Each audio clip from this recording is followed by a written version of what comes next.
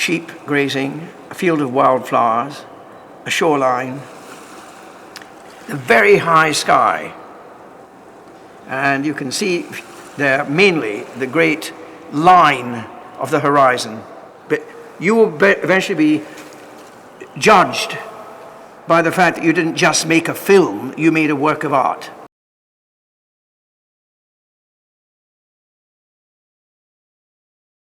In order to defend all that has happened before and link it to the future, you must take into account every single human thought. And you mustn't stop 20 years ago or 30 years ago when you can easily manage the past. Because you know, the present is a very dangerous and constantly changing, frightening thing. But you have to take on board the present in order to make sense of the future and to use the full force of the past.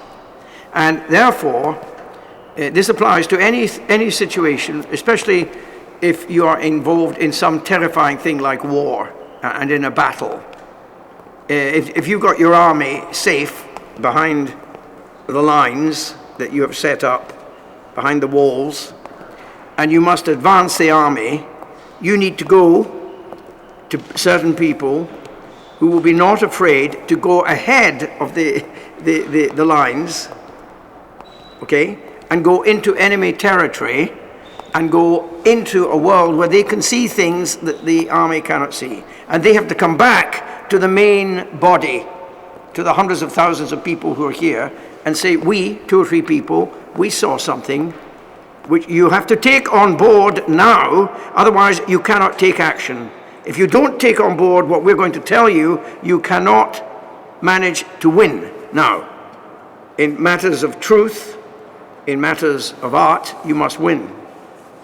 And you can't win if you have the wrong information, if you don't have up-to-date information. I'm so pleased that you see a chess game there, commemorating the great chess match that Duchamp played at the end of his career with young chess players in Amsterdam. So here you have Robert McDowell making a statement from his close collaboration with Boyce. And he's reminding me that Boyce, when he went to Ireland, was very impressed by the fact the Irish produce briquettes of peat. He's then linking this with certain kinds of machinery, very simple machinery, but which was there before the electronic age. But part of it is defined as a spiral to remind you that all things in the earth are growing according to the rules that govern the earth, defined by the Fibonacci sequence. What is this experience? A Gesamtkunstwerk. Good artists are notable because they only make one work of art in their lifetime. And all my life I've been doing this, and for 40 years I have tried to bring together art and science and art and education.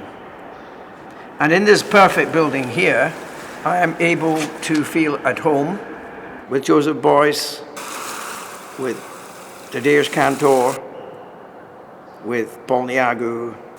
Perhaps the whole thing is an attempt to prove that art, with the help of your friends, aspires to the condition of prayer. I must work very hard before the powers of my memory or my faculties make it weaken. And I wonder, before I die, if I can somehow get this problem clear enough so it's confronting many people who make decisions about the way art will be in the 21st century.